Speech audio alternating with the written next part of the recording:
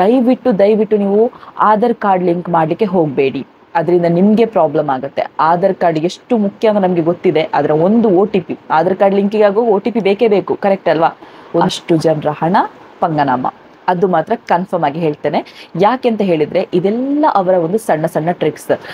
ಈ ಥರ ಎಲ್ಲ ಮಾಡಿ ಉಂಟಲ್ವ, ನಾಳೆಯ ದಿನ ಆ್ಯಪ್ ಓಪನ್ ಆಗ್ತಾ ಇಲ್ಲ, ವೆಬ್ಸೈಟ್ ಓಪನ್ ಆಗ್ತಾ ಇಲ್ಲ, ಎರರ್ ಅಂತ ಬಂದರೆ ಇದನ್ನು ಕೇಳುವವರು ಯಾರಿದ್ದಾರೆ? ಎಲ್ಲಿಯಾದರೂ ಆಫೀಸ್ ಉಂಟಾ? ಇಲ್ಲ. ನಮ್ಮನ್ನು ಜಾಯಿನ್ ಮಾಡಿಸಿದವ್ರ ಹತ್ರ ನಾವು ಕೇಳಬೇಕು. Correct. Hi, welcome back to new vlog. So ನಿನ್ನೆಯಿಂದ ಕೆಲವರಿಗೆ ತುಂಬ ಕನ್ಫ್ಯೂಷನ್ ಆಗ್ತಾ ಉಂಟು. ಏನಪ್ಪ ಅಂತ ಹೇಳಿದರೆ RPC ಬಗ್ಗೆ. ತಮ್ಲೈನ್ ನೋಡಿ ಗೊತ್ತಾಗಿರ್ಬೋದು ಏನು ವಿಷಯ, ಇವತ್ತಿನ ವಿಷಯ ಅಂತ. ಸೊ RPC ಬಗ್ಗೆ ತುಂಬ ಜನ ನನ್ನ ಹತ್ರ ಕೇಳಿದ್ರಿ, ಇನ್ಫಾರ್ಮೇಷನ್ ಕೊಡಿ ಅಂತ. ಯಾಕಂತ ಹೇಳಿದರೆ ನಾನು ಸಕ್ಸಸ್ ಸ್ಟ್ರೀಮ್ ಬಗ್ಗೆ ಇನ್ಫಾರ್ಮೇಷನ್ ಕೊಟ್ಟಿದ್ದೆ. ಆಗ ನನಗೆ ತುಂಬ ಕಮೆಂಟ್ಗಳಲ್ಲಿ ಬಂದದ್ದು ಅಂತ ಹೇಳಿದರೆ, ದಯವಿಟ್ಟು RPC ಬಗ್ಗೆ ಹೇಳಿ, ಅದು ಫೇಕಾ ರಿಯಲಾ ಆ ಥರ ಎಲ್ಲ ಕೇಳ್ತಾ ಇದ್ರಿ. ಸೊ ಇವತ್ತು ಫೈನಲಿ ಅದರ ಬಗ್ಗೆ ಡಿಸ್ಕಸ್ ಮಾಡಿ, ಮತ್ತು ತುಂಬ ಜನರ ಹತ್ರ ಒಪಿನಿಯನ್ ತಗೊಂಡು, ತುಂಬ ಜನರಿಗೆ ಇದಕ್ಕೆ ನೆಗೆಟಿವ್ ಆಗಿ ಹೇಳ್ಬೋದು, ಅದು ನಂಗೆ ಗೊತ್ತಿಲ್ಲ. ನಾನು ತುಂಬ ಜನರಿಂದ ಇನ್ಫಾರ್ಮೇಷನ್ ಪಡ್ಕೊಂಡ ನಂತರ ಈ ಒಂದು ವಿಡಿಯೋವನ್ನು ಮಾಡ್ತಾ ಇದ್ದೇನೆ. ಪ್ಲಸ್ ನನ್ನ ಒಂದು ಕಾಂಟ್ಯಾಕ್ಟ್ ಲಿಸ್ಟಲ್ಲಿ ಆಲ್ಮೋಸ್ಟ್ 2000+ ಜನ ಇದ್ದಾರೆ ಕಾಂಟ್ಯಾಕ್ಟ್ ಲಿಸ್ಟಲ್ಲಿ. ಸೊ ನಾನೊಂದು ಸ್ಟೇಟಸ್ ಹಾಕಿದೆ. ಸೊ ಅದಕ್ಕೆ ನನಗೆ ತುಂಬ ಜನ ಮೆಸೇಜ್ ಹಾಕಿದ್ರು. ಅವರಿಂದ ಎಲ್ಲರ ಹತ್ರ ಇನ್ಫಾರ್ಮೇಷನ್ ಕಲೆಕ್ಟ್ ಮಾಡಿಕೊಂಡು ನಾನು ಈ ವಿಡಿಯೋ ಮಾಡ್ತಾ ಇರೋದು. ಆ್ಯಂಡ್ ನೀವು ಜಾಯಿನ್ ಆಗಿದ್ದೀರಂತ ಕೇಳ್ಬೋದು. ಖಂಡಿತ ನಾನು ಜಾಯಿನ್ ಆಗಲಿಲ್ಲ, ಅಂತಹ ಯಾವುದೇ ಚಟ ನನಗಿಲ್ಲ. ಓಕೆನಾ? ಬನ್ನಿ ಇವತ್ತಿನ ವ್ಲಾಗ್ ಶುರು ಮಾಡೋಣ.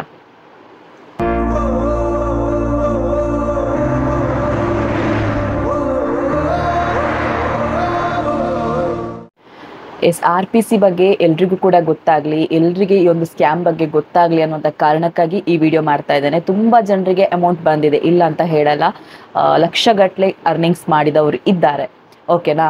ಈಗ ರೀಸೆಂಟಾಗಿ ಜಸ್ಟ್ ನಾನು ಫಸ್ಟಿಂದ ಒಂದು ಹೇಳ್ತಾ ಹೋಗ್ತೇನೆ. ಒಬ್ಬರ ಆರ್ಟಿಕಲ್ ಓದಿದೆ, ಅದರಲ್ಲಿ ಇತ್ತು. ಸೊ 2006ರಲ್ಲಿ EBIZ ಅಂತ ಹೇಳುವಂಥ ಕಂಪೆನಿ ಏನಿದೆ, ಸೊ ಅದು ಈ ಥರ ಮಂಗ ಮಾಡಿ ಬಾಗಿಲು ಮುಚ್ಚಿತ್ತಂತೆ. ಸೊ ಅವರೊಂದು ಚೆನ್ನಾಗಿ ಅದರ ಬಗ್ಗೆ ಕೆಲವೊಂದು ವಿಷಯಗಳನ್ನು ಕೊಟ್ಟಿದ್ದಾರೆ. ಅದೇ ರೀತಿ ದೊಡ್ಡದಾದಂತಹ ಒಂದು ಸ್ಕ್ಯಾಮ್ ಮಾಡಲಿಕ್ಕೆ ಈ ಒಂದು RPC ಕಂಪೆನಿ ಹೊರಟಿದೆ. ದಯವಿಟ್ಟು ಯಾರು ಇದನ್ನು ನಂಬೇಡಿ ಅಂತ ಅವರೊಂದು ಆರ್ಟಿಕಲ್ ಬರೆದಿದ್ರು. ಸೊ ಇದು ಆಗಿರ್ಬೋದು, ಕೆಲವೊಂದಿಷ್ಟು ಇನ್ಫಾರ್ಮೇಷನ್ಗಳನ್ನ ತಗೊಂಡು ನಾನು ನಿಮ್ಮ ಮುಂದೆ ವಿಡಿಯೋ ಮಾಡ್ತಾ ಇದ್ದೇನೆ. ಕೆಲವರು ಹೇಳ್ಬೋದು, ನನಗೆ ಇಷ್ಟು ಬಂದಿದೆ ಹಣ, ಲಕ್ಷಗಟ್ಟಲೆ ಹಣ ಬಂದಿದೆ, ಅದು ಹೇಗೆ ನೀವು ಫೇಕ್ ಅಂತ ಹೇಳ್ತೀರಾ ಅಂತ. ಸೊ ಒಂದು ವಿಷಯ ಹೇಳ್ತೇನೆ. ಈಗ ನೋಡಿ, 6000 ಕಟ್ಟಿದೆ, ಅದು ನನಗೆ 6000 ವಾಪಸ್ ಬಂತು ಅಂತ ಹೇಳ್ತೀರಾ. ಅವರ ಹಣ ಬಂತಾ? ಆ ಹಣ ಯಾರ್ದು? ನಿಮ್ದೆ ಅಲ್ವಾ? ಈಗ ನೀವು 6000 ಕಟ್ಟಿದ್ರಿ, ದಿನಕ್ಕೆ 200 ರೂಪಾಯಿಗೆ ಬರುದಂತೆ, ಅದು ನಿಮ್ಮ ಹಣವೇ ಬರುದು.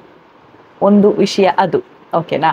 ಮತ್ತೊಂದೇನಂತ ಹೇಳಿದರೆ, ನಾನು ಮತ್ತೊಬ್ಬರನ್ನ ಜಾಯಿನ್ ಮಾಡಿಸಿದ್ರೆ ನನಗೆ ಒಂದಿಷ್ಟು ಹಣ ಬರ್ತದೆ, ಕರೆಕ್ಟಾ? ನಾನೀಗ 6000 ಕೊಟ್ಟು ಜಾಯ್ನ್ ಆದೆ, ನಾನು ಇನ್ನೊಬ್ಬರನ್ನ 6000 ಕೊಟ್ಟು ಜಾಯ್ನ್ ಆದೆ, ಒಂದಷ್ಟು ಹಣ ನನಗೆ ಬಂತು. ಅದು ಯಾರ್ದು? ಅವರ ಹಣವಾ? ಕಂಪೆನಿಯ ಹಣವಾ? ಖಂಡಿತ ಅಲ್ಲ. ಅದು ನಾವು ಯಾರು ಜಾಯಿನ್ ಮಾಡಿಸಿರ್ತೇವೆ ನೋಡಿ, ಸೊ ಅವರ ಹಣ. ಅದು ನಮಗೆ ಆ್ಯಡ್ ಆಗ್ತಾ ಹೋಗುತ್ತೆ. ನೀವು ಹೇಳ್ತೀರಾ, ಒಂದು ತಿಂಗಳಲ್ಲಿ 6000 ಹಣ ಬಂತು, ನೆಕ್ಸ್ಟ್ ಮಂತಲ್ಲಿ ಬರುವ ಹಣ ನಮಗೆ ಲಾಭ ಅಲ್ವಾ ಅಂತ. ಅವರು ಸುಮ್ಮನೆ ಕೊಡ್ತಾರಾ? ಯಾರ್ದೋ ಹಣವನ್ನು ನಮಗೆ ಕೊಡ್ತಾರೆ. ನಾನು ಜಸ್ಟ್ ಒಂದು ಎಕ್ಸಾಂಪಲ್ ಹೇಳ್ತೇನೆ. ನೀವು ಹೇಳ್ಬೋದು, ನೀವು ಜಾಯಿನ್ ಆಗದೆ ಹೇಗೆ, ಎಕ್ಸ್ಪೀರಿಯನ್ಸ್ ಇಲ್ಲದೆ ಹೇಗೆ ಹೇಳ್ತೀರಾ ಅಂತ. ಖಂಡಿತ ನಾನು ಒಂದು 4-5 ವರ್ಷಕ್ಕಿಂತ ಮುಂಚೆ 1200 ರೂಪಾಯಿ ಕೊಟ್ಟು ಜಾಯಿನ್ ಆಗಿದೆ. ಅದು ಸಕ್ಸಸ್ ಸ್ಟ್ರೀಮ್ ವಿಡಿಯೋದಲ್ಲಿ ನಾನು ಹೇಳಿದ್ದೆ. ಸೊ 1200 ಕೊಟ್ಟು ಜಾಯಿನ್ ಆದೆ. ಸೊ ನನಗಿಂತ ಮುಂಚೆ ಜಾಯಿನ್ ಆದವರಿಗೆ ತುಂಬ ಹಣ ಬಂದಿದೆ, 1000 ಗಟ್ಟಲೆ ಹಣ ಬಂದಿದೆ. ಅವ್ರು ನನಗೆ ಹೇಳಿದ್ರು, ನೋಡಿ ಅಕೌಂಟಿಗೆ ನನಗೆ ಕ್ರೆಡಿಟ್ ಆಗಿದೆ ಅಂತ. ಸೊ ಅದನ್ನು ನೋಡಿ ನಾನು ಬೇಡ ಅಂತ ಹೇಳಿದ್ರು ಕೂಡ ನಾನು ಜಾಯಿನ್ ಮಾಡಿಸಿದ್ರು, ಅವರೇ ಹಣ ಕೊಟ್ಟು ಜಾಯಿನ್ ಮಾಡಿಸಿದ್ರು. 600 ರೂಪಾಯಿ ಬಂತು, ಮತ್ತೆ 600 ರೂಪಾಯಿ ಬರಲೇ ಇಲ್ಲ. ಅದು ವೆಬ್ಸೈಟ್ ಕೂಡ ಇಲ್ಲ, ಆ್ಯಪ್ ಕೂಡ ಇಲ್ಲ, ಯಾವುದಿಲ್ಲ. ಈಗ ನೋಡಿ, ನಾವು ಆ್ಯಪನ್ನು ನಂಬಿ ಜಾಯಿನ್ ಆಗ್ತೇವೆ ಅಥವಾ ಒಂದು ವೆಬ್ಸೈಟ್ ನಂಬಿ ಜಾಯಿನ್ ಆಗ್ತೇವೆ. ನಾಳೆ ದಿನ ಎರರ್ ಬರ್ತದೆ, ನಾವು ಯಾರ ಹತ್ರ ಕೇಳೋದು? ಅದರ ಕಂಪೆನಿಯ ಓನರ್ ಯಾರು ಅಂತ ನಮಗೆ ಗೊತ್ತಿದೆಯಾ? ತುಂಬ ದಿನದಿಂದ ವೈರಲ್ ಆಗ್ತಾ ಉಂಟು, 50 ವರ್ಷ ಆಯ್ತಂತೆ, ಅಲ್ಲಲ್ಲಿ ಸೆಲೆಬ್ರೇಷನ್ ಎಲ್ಲ ಮಾಡ್ತಿದ್ದಾರೆ. ಆ ಕಂಪನಿ ಓನರ್ ಯಾರಾಗಾದ್ರೆ? ಅದು ಎಲ್ಲೋ ಬ್ರಿಟನ್ ಹಾಗೆ ಅಂತ ಹೇಳ್ತಿದ್ದಾರೆ, ನನಗೂ ಗೊತ್ತಿಲ್ಲ, ಅದರ ಬಗ್ಗೆ ಮಾಹಿತಿ ಇಲ್ಲ.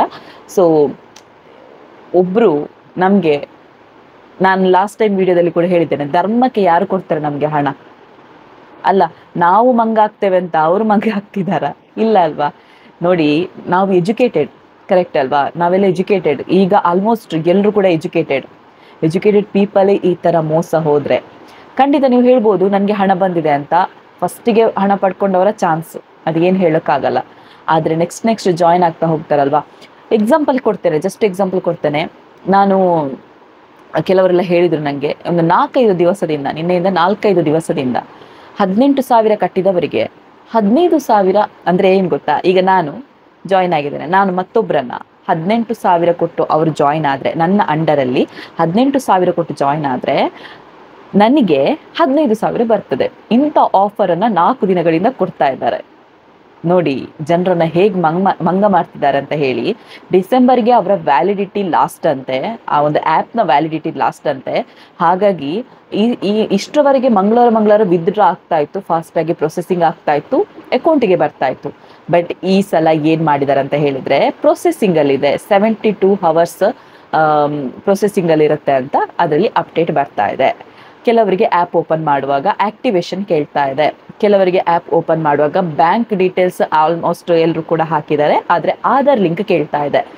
ಆಧಾರ್ ಲಿಂಕ್ ಹಾಕಿದರೆ ನಿಮ್ಮ ಬ್ಯಾಂಕ್ ಅಕೌಂಟ್ ಡೀಟೇಲ್ಸ್ ಎಲ್ಲ ಹೋಗುತ್ತೆ, ಪಾನ್ ಕಾರ್ಡ್ ಡೀಟೇಲ್ಸ್ ಅದಕ್ಕೆ ಅಟ್ಯಾಚ್ ಆಗಿರುತ್ತೆ. ದಯವಿಟ್ಟು ನೀವು ಆಧಾರ್ ಕಾರ್ಡ್ ಲಿಂಕ್ ಮಾಡಲಿಕ್ಕೆ ಹೋಗಬೇಡಿ, ಅದರಿಂದ ನಿಮಗೆ ಪ್ರಾಬ್ಲಮ್ ಆಗುತ್ತೆ. ಆಧಾರ್ ಕಾರ್ಡ್ ಎಷ್ಟು ಮುಖ್ಯ ಅಂತ ನಮಗೆ ಗೊತ್ತಿದೆ, ಅದರ ಒಂದು OTP, ಆಧಾರ್ ಕಾರ್ಡ್ ಲಿಂಕಿಗೆ ಆಗೋ OTP ಬೇಕೇ ಬೇಕು, ಕರೆಕ್ಟ್ ಅಲ್ವಾ. ಒಂದು OTP ಹಾಕಿದ್ರಿ ನಿಮ್ಮ ಅಕೌಂಟಲ್ಲಿರೋದು ಅಮೌಂಟ್ ಎಲ್ಲ ಝೀರೋ ಆಗಿ ಹೋಗುತ್ತೆ.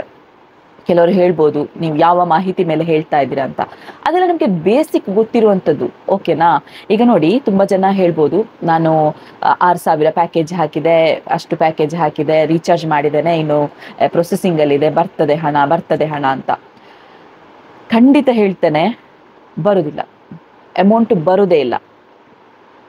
ಬಂದರೂ ಸಹ ಕೆಲವರಿಗೆ ಬರ್ಬೋದು. ಯಾಕೆ ಗೊತ್ತಾ, ನಾನು ನಿಮಗೆ ಜಸ್ಟ್ ಅವರ ಟ್ರಿಕ್ಸ್ ಹೇಳ್ತೇನೆ, ನನಗೆ ಗೊತ್ತಿರೋಷ್ಟು ಹೇಳ್ತೇನೆ. ತುಂಬ ಜನರ ಹತ್ರ ಡಿಸ್ಕಸ್ ಮಾಡಿ ಈ ಒಂದು ಮಾಹಿತಿಯನ್ನು ಕೊಡ್ತಾ ಇದ್ದೇನೆ ಅಷ್ಟೇ. ಜಸ್ಟ್ ಒಂದು ಟ್ರಿಕ್ಸ್ ಹೇಳ್ತೇನೆ. ಈಗ ಫಾರ್ ಎಕ್ಸಾಂಪಲ್ ನಾವು ಒಂದು 10 ಜನ ಇದ್ದೇವೆ ಮನೆಯಲ್ಲಿ, ಓಕೆನಾ. 10 ಜನ ಇದ್ದೇವೆ ಮನೆಯಲ್ಲಿ, 10 ಜನರು ಕೂಡ ಈ ಒಂದು RPCಗೆ ಜಾಯ್ನ್ ಆಗಿರ್ತೇವೆ.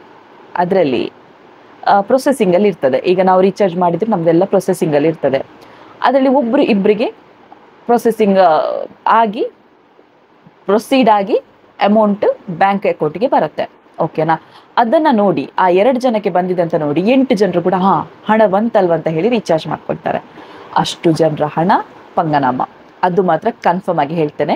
ಯಾಕೆಂತ ಹೇಳಿದರೆ ಇದೆಲ್ಲ ಅವರ ಒಂದು ಸಣ್ಣ ಟ್ರಿಕ್ಸ್. ಅದೇ ನಾನು ಆಗೊಂದು ಹೇಳಿದೆಲ್ಲ ಆರ್ಟಿಕಲಲ್ಲಿ ಇದ್ದು EBIZ ಅಂತ. ಸೊ 2006ರಲ್ಲಿ ಬಂದು ಎಲ್ಲರಿಗೆ ಪಂಗನಾಮ ಮಾಡಿ ಹೋಗಿದ್ದಾರೆ ಅಂತ. ಅದೇ ಥರ RPC ಕೂಡ ಮಾಡ್ತಾ ಇದೆ. ಯಾವುದೇ ರೀತಿಯ ಗೌರ್ಮೆಂಟ್ ರಿಜಿಸ್ಟ್ರೇಷನ್ ಇಲ್ಲ, GST ಕಟ್ತಾ ಇಲ್ಲ. ಇವರಿಗೆಲ್ಲ ಯಾರು ಲೈಸೆನ್ಸ್ ಕೊಟ್ಟಿದ್ದಾರೆ ಅಂತ ಗೊತ್ತಿಲ್ಲ, ಬಟ್ ವೆಬ್ಸೈಟಲ್ಲಿ ಮಾಡ್ತಾ ಇರೋದ್ರಿಂದ, ಆ್ಯಪ್ಗಳ ಮೂಲಕ ಮಾಡ್ತಾ ಇದ್ದಾರೆ ಇವರು. ಆಲ್ಮೋಸ್ಟ್ ವೆಬ್ಸೈಟಲ್ಲೇ ಎಲ್ಲರೂ ಕೂಡ ರೆಫರ್ ಮಾಡಿ ಜಾಯ್ನ್ ಆಗ್ತಾ ಇರೋದು. ಈ ಥರ ಎಲ್ಲ ಮಾಡಿ ಉಂಟಲ್ವ, ನಾಳೆಯ ದಿನ ಆ್ಯಪ್ ಓಪನ್ ಆಗ್ತಾ ಇಲ್ಲ, ವೆಬ್ಸೈಟ್ ಓಪನ್ ಆಗ್ತಾ ಇಲ್ಲ, ಎರರ್ ಅಂತ ಬಂದರೆ ಇದನ್ನು ಕೇಳುವವರು ಯಾರಿದ್ದಾರೆ? ಎಲ್ಲಿಯಾದರೂ ಆಫೀಸ್ ಉಂಟಾ? ಇಲ್ಲ. ನಮ್ಮನ್ನು ಜಾಯಿನ್ ಮಾಡಿಸಿದವ್ರ ಹತ್ರ ನಾವು ಕೇಳಬೇಕು, ಕರೆಕ್ಟ್ ಅಲ್ವಾ. ಸೊ ಇಷ್ಟೆಲ್ಲ ನಮಗೆ ಒಂದು ಎಜುಕೇಟೆಡ್ ಆಗಿ ಇದೆಲ್ಲ ನಮಗೆ ಬೇಸಿಕ್ ಆಗಿ ಗೊತ್ತಿರಬೇಕು. ಯಾರು ಮಂಗಾಗ್ತಿದ್ದಾರೆ ಅಂತ ಹೇಳಿದರೆ ಎಜುಕೇಷನ್ ಇದ್ದವರೇ ಮಂಗಾಗ್ತಿದ್ದಾರೆ, ಅದೊಂದು ಹೇಳ್ಬೋದು. ಯಾಕೆ ಅಂತ ಹೇಳಿದರೆ ನೋಡಿ, ಈಗ ನಾನು ಆಗಲೇ ಹೇಳಿದೆ 10 ಜನರಲ್ಲಿ ಇಬ್ಬರಿಗೆ ಹಾಕ್ತಾರೆ, 8 ಜನರಿಗೆ ಹಾಕಿರೋದಿಲ್ಲ ಅಂತ ಹೇಳಿದೆ. ಅಂದರೆ ಪೇಮೆಂಟ್ ಏನಿದೆ ಅದನ್ನು ಹಾಕಿರೋದಿಲ್ಲ. ಅದು ಯಾಕೆ ಹಾಕ್ತಾರೆ, ಎಂಥವ್ರಿಗೆ ಹಾಕ್ತಾರೆ ಅಂತ ಹೇಳಿದರೆ, ಫಾರ್ ಎಕ್ಸಾಂಪಲ್ ಅದೇ ನಾನು 10 ಜನ ಅಂತ ಹೇಳಿದೆ ಅಲ್ವಾ, 10 ಜನರಲ್ಲಿ ಆ ಇಬ್ಬರು ಮೇಯ್ನ್ ಆಗಿರ್ತಾರೆ. ಅಂದರೆ ಲೀಡರ್ಶಿಪ್ ಕ್ವಾಲಿಟಿ ಇರ್ತದೆ ಅವರಿಗೆ, ಓಕೆನಾ. ಈಗ ನಾನು ಮತ್ತು ನನ್ನ ಜೊತೆ ಯಾರಾದರೂ ಇರ್ತಾರೆ, ಸೊ ನಮಗಿಬ್ಬರಿಗೆ ಲೀಡರ್ಶಿಪ್ ಕ್ವಾಲಿಟಿ ಇರ್ತದೆ. ನಾವು ಮತ್ತೊಬ್ಬರನ್ನ ಕನ್ವಿನ್ಸ್ ಮಾಡುವಷ್ಟು ನಮಗೆ ಒಂದು ಕ್ವಾಲಿಟಿ ಇರ್ತದೆ. ಈಗ ನಾನು ನಿಮಗೆ ಇನ್ಫಾರ್ಮೇಷನ್ ಹೇಗೆ ಕೊಡ್ತಾ ಇದ್ದೇನೋ ಅದೇ ರೀತಿ ಇನ್ಫಾರ್ಮೇಷನ್ ಕೊಡುವಂಥವರಿಗೆ ಆ ಒಂದು ಅಮೌಂಟ್ ಬರುತ್ತೆ. ಆಗ ಅವ್ರು ಏನು ಹೇಳ್ತಾರೆ ನೋಡಿ, ಯಾವುದೇ ರೀತಿಯ ಮೋಸ ಇಲ್ಲ, ಜನರು ಹೇಳ್ತಾರೆ, ಅದನ್ನೆಲ್ಲ ನಂಬೇಡಿ, ನಾವಿದ್ದೇವೆ, ನಮಗೆ ಬಂದಿದೆ ಅಂತ ಬ್ಯಾಂಕ್ ಡೀಟೇಲ್ಸ್ ತೋರಿಸ್ತಾರೆ, ಕರೆಕ್ಟ್ ಅಲ್ವಾ. ಬ್ಯಾಂಕ್ ಡೀಟೇಲ್ಸ್ ತೋರಿಸುವಾಗ ಯಾರು ಅದನ್ನು ನಂಬದೇ ಇರ್ತಾರೆ, ಯಾರು ನಂಬದೇ ಇರ್ತಾರೆ, ಆಗ ಮತ್ತೊಬ್ರು ಇದು ಮಾಡ್ತಾರೆ. ಅದು 8 ಜನ ಕೂಡ ಅದನ್ನು ರೀಚಾರ್ಜ್ ಮಾಡ್ಕೊಳ್ತಾರೆ. ಅಷ್ಟು ಹಣ ಹೋಯ್ತು. ಕಡಿಮೆ ಹಣವಾ ಒಬ್ಬೊಬ್ರು ಅಂತ ಹೇಳಿ 1 ಲಕ್ಷ ಜನ ಹಾಕಿದ್ರೆ ಎಷ್ಟು ಅಮೌಂಟ್ ಹೋಯ್ತು ನೀವೇ ನೋಡಿ. ಈಗ ಜಸ್ಟ್ ಒಂದು ಎಕ್ಸಾಂಪಲ್ ಕೊಡ್ತೇನೆ ನಾನು. ಈಗ ನಾನು ನಿಮಗೆ ಹೇಳ್ತೇನೆ ನೋಡಿ, RPCಯಲ್ಲಿ ನನಗೆ ಇಷ್ಟು ಹಣ ಬಂತು. ನಾನು ನಿಮಗೆ ಯೂಟ್ಯೂಬಲ್ಲಿ ಮೋಟಿವೇಟ್ ಕೊಡ್ತೇನೆ, ನನಗಿಷ್ಟು ಹಣ ಬಂತು, ನಿಮಗೆ ಖಂಡಿತ ಬರುತ್ತೆ, ನೀವು ಜಾಯಿನ್ ಆಗಿ, ನಾನು ಅದಕ್ಕೆ ಪ್ರೂಫ್ ಇದೆ. ಬೇಡ, ನಾನು ನಿಮಗೆ ಜಸ್ಟ್ ಒಂದು ಎಕ್ಸಾಂಪಲ್ ಕೊಡ್ತೇನೆ. ನನ್ಗೊಬ್ರು ಕಾಲ್ ಮಾಡಿದ್ರು 3-4 ತಿಂಗಳ ಹಿಂದೆ. ನನ್ಗೊಬ್ರು ಕಾಲ್ ಮಾಡಿ ಹೇಳಿದ್ರು, ನೋಡಿ ಈ ತರ 6,000 ಪ್ಯಾಕೇಜ್ ಉಂಟು, 18,000 ಪ್ಯಾಕೇಜ್ ಉಂಟು, ನಿಂಗೆ ಅದು ತಿಂಗಳಿಗೆ ಇಷ್ಟು ಬರ್ತದೆ ಹಾಗೆ ಅಂತ ಹೇಳಿದ್ರು. ಬೇಡ, ನನ್ಗೆ ಎಷ್ಟು ಗ್ಯಾರಂಟಿ ಉಂಟು ಅಂತ ಹೇಳಿದ್ರೆ ಅದು ಖಂಡಿತ ಹಣ ಬರುತ್ತೆ. ಸ್ವಲ್ಪ ಮಟ್ಟಿಗೆ ಯಾವುದೇ ರೀತಿಯ ಇದು ಫೇಕ್ ಇಲ್ಲ, ಮತ್ತೆ ನಂಗೆ ಗೊತ್ತಿಲ್ಲ. ಈಗ ಸ್ವಲ್ಪ ದಿನದ ಮಟ್ಟಿಗೆ ಖಂಡಿತದಲ್ಲಿ ಬರ್ತದೆ. ನಾನು ನಿಮಗೆ 18,000 ನಾನೇ ಕೊಡ್ತೇನೆ, ನಿಂಗೆ ಅದು ಬಂದ ನಂತರ ವಾಪಸ್ ಕೊಡು, ಮತ್ತೆ ನೆಕ್ಸ್ಟ್ ಮಂತಿಂದ ಅದು ನಿಮ್ಗೆ ಸಿಗ್ತದಲ್ವಾ, ಅದು ನೀನು ಇಟ್ಕೊ ಅಂತ ನನ್ನ ಹತ್ರ ಹೇಳಿದ್ರು. ಇದೇ ತರ ಹೇಳ್ತಾರೆ ನೋಡಿ, ಓಕೆನಾ. ಮಂಗ ಮಾಡೋದು ಅಂತ ಹೇಳಿದ್ರೆ ಇದೆ. ಸೊ ನಾವು ತಿಳ್ಕೊಂಡವರು ಏನ್ ಮಾಡ್ತೇವೆ ಅಂತ ಹೇಳಿದ್ರೆ, ಹಣ ಬಂತಲ್ವಾ, ನಮ್ಮ ಅಕೌಂಟಿಗೆ ಕ್ರೆಡಿಟ್ ಆಯ್ತು, ಸೊ ನಾನು ಮತ್ತೊಬ್ಬರನ್ನ ಜಾಯಿನ್ ಮಾಡಿಸಿದ್ರೆ ನಂಗೆ ಇನ್ನಷ್ಟು ಅಮೌಂಟ್ ಬರ್ತದೆ ಅನ್ನೋ ಕಾರಣಕ್ಕಾಗಿ ಅವ್ರ ಹತ್ರ ಜಾಯಿನ್ ಮಾಡಿಸಿರ್ತೇವೆ. ಒಂದೇ ಒಂದು ತಿಳ್ಕೊಳ್ಳಿ, ನಮ್ಗೆ ಈ ಒಂದು ವಿಷಯದಲ್ಲಿ ಮನುಷ್ಯತ್ವ ಇರಲಿ. ಈಗ ನನ್ನ ಹತ್ರ ಹಣ ಉಂಟು, ನಾನು 18,000 ಕೊಟ್ಟು ಜಾಯಿನ್ ಆದೆ, ಓಕೆನಾ. ಅದೇ ಮತ್ತೊಬ್ರು ಅವ್ರ ಹತ್ರ ಹಣ ಇರೋದಿಲ್ಲ, ಅವರಿಗೆ ಹಣದ ಅವಶ್ಯಕತೆ ಜಾಸ್ತಿ ಇರ್ತದೆ. ಆ ಒಂದು 18,000 ಅನ್ನುವಂಥದ್ದು ಅವರಿಗೆ ಅತ್ಯಮೂಲ್ಯವಾದ್ದು. ಅವರು ಹಣ ಬರ್ತದಲ್ವಾ, ಇವರನ್ನ ನಂಬಿ, ಅಂದ್ರೆ ನನ್ನನ್ನು ನಂಬಿ ಕೊಡ್ತಾರೆ, 18,000 ಕೊಟ್ಟು ಜಾಯಿನ್ ಆಗ್ತಾರೆ. ಅವರಿಗೆ ನಾಳೆಯ ದಿನ ಆ ಅಮೌಂಟ್ ಬರೋದಿಲ್ಲ, ಹಂಗನಮ ಆಗ್ತದೆ. ಆಗ ಅದರ ರೆಸ್ಪಾನ್ಸಿಬಿಲಿಟಿ ಯಾರ್ದು?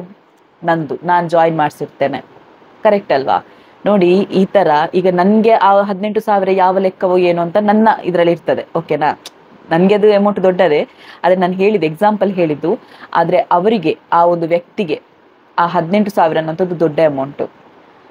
ಅವರು ಜಾಯಿನ್ ಆಗಿರ್ತಾರಲ್ವಾ, ಸೊ ಅದು ಯಾರಿಗೆ? ಅದು ಕೆಲವೊಂದು ಮನುಷ್ಯತ್ವ ಕೂಡ ಇರಲಿ. ನಾವು ಒಬ್ಬರನ್ನ ಜಾಯಿನ್ ಮಾಡಿಸ್ತೇವೆ, ನಮಗೆ ಹಣ ಬರ್ತದೆ ಅನ್ನುವಂಥ ಕಾರಣಕ್ಕಾಗಿ, ಆದರೆ ಅವ್ರ ಹತ್ರ ಉಂಟಾ ಇಲ್ವಾ ಅಂತ ನಾವು ನೋಡ್ಕೊಳ್ಬೇಕಾಗುತ್ತೆ. ಇದು ಕೂಡ ನಮಗೆ ಮೇನ್ಲಿ. ಸೊ ನಾನೀಗ ಇಂಪಾರ್ಟೆಂಟ್ ವಿಷಯ ಏನು ಅಂತ ಹೇಳಿದ್ರೆ, ಅದೇ ಬ್ಯಾಂಕ್ ಅಕೌಂಟು ಖಂಡಿತ ನೀವು ಆಧಾರ್ ಕಾರ್ಡ್ ಲಿಂಕ್ ಮಾಡಲಿಕ್ಕೆ ಹೋಗಲೇಬೇಡಿ. ಎಲ್ರಿಗೂ ಕೇಳ್ತಾ ಉಂಟು, ಕೆಲವರಿಗೆ ಕೇಳ್ತಾ ಇಲ್ಲ. ಕೆಲವರು ಹೇಳ್ಬೋದು ನನಗೆ ಕೇಳ್ತಾ ಇಲ್ಲ ಅಂತ, ಕೆಲವರಿಗೆ ಅಕೌಂಟ್ ಡೀಟೇಲ್ಸ್ ಕೇಳ್ತಾ ಉಂಟು. ನಾನು ಕಲೆಕ್ಟ್ ಮಾಡಿರೋ ಇನ್ಫಾರ್ಮೇಶನ್ ಪ್ರಕಾರ ಆಧಾರ್ ಲಿಂಕ್ ಕೇಳ್ತಾ ಇದೆ, ಪಾನ್ ಕಾರ್ಡ್ ಲಿಂಕ್ ಕೇಳ್ತಾ ಇದೆ, ಕರೆಕ್ಟಾ? ಆಧಾರ್ ಲಿಂಕ್ ಕೇಳಿದ್ರೇನೆ ಅದು ಪಾನ್ ಕಾರ್ಡ್ ಲಿಂಕ್ ಆಗಿರ್ತದೆ ಆಧಾರ್ ಕಾರ್ಡ್ಗೆ. ಸೊ ಅದು ಆಟೋಮೆಟಿಕ್ಲಿ ಬರುತ್ತೆ. ನಿಮ್ಮ ಯಾವುದೆಲ್ಲ ಅಕೌಂಟ್ ಇದೆ, ಯಾವ ಬ್ಯಾಂಕಲ್ಲೆಲ್ಲ ಅಕೌಂಟ್ ಮಾಡಿದ್ರಿ ಎಲ್ಲ ಬರುತ್ತೆ ಆಧಾರ್ ಕಾರ್ಡ್ ಕೊಟ್ರೆ, ಓಕೆನಾ. ಅದರಲ್ಲಿ OTP ಮೂಲಕ ಎಲ್ಲ ನಿಮ್ಮ ಮೊಬೈಲನ್ನೇ ಹ್ಯಾಕ್ ಮಾಡಿ ಬಿಡ್ತಾರೆ. ಸೊ ಆಗ ನಿಮ್ಮ ಅಕೌಂಟ್ ಬ್ಯಾಲೆನ್ಸ್ 0. ಇದು ನೆನಪಿರ್ಲಿ.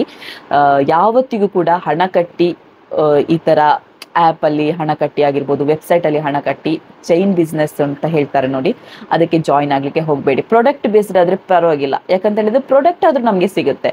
ಅದು ಬಿಟ್ಟು ಹಣ ಕಟ್ಟಿ ಅದು ಡಬಲ್ ಆಗುತ್ತಂತೆ, ಅದು ತ್ರಿಬಲ್ ಆಗುತ್ತಂತೆ, ಅದು 4 ಪಟ್ಟು ಜಾಸ್ತಿ ಆಗ್ತದಂತೆ, 5 ಪಟ್ಟು, ಖಂಡಿತ ಅಂಥದ್ದನ್ನೆಲ್ಲ ನಂಬಲಿಕ್ಕೆ ಹೋಗಬೇಡಿ, ಓಕೆನಾ. ಇಷ್ಟಂಗೆ ಇನ್ಫಾರ್ಮೇಷನ್ ಹೇಳಿಕ್ಕಿತ್ತು. ಒಂದು, ಅದರಲ್ಲಿ ನಿಮಗೆ ಕೆಲವರು ಹೇಳಿದ್ರು, ನನಗೆ ನನ್ನ 50,000 ತನಕ ಆಗಿದೆ, ಅದಕ್ಕೆ 6,000 ಪ್ಯಾಕೇಜ್ ಮಾಡೋದಕ್ಕೆ ನನಗೆ ಏನಾಗಲಿಕ್ಕಿಲ್ಲ, ರೀಚಾರ್ಜ್ ಮಾಡೋದಕ್ಕೆ ಏನಾಗಲಿಕ್ಕಿಲ್ಲ.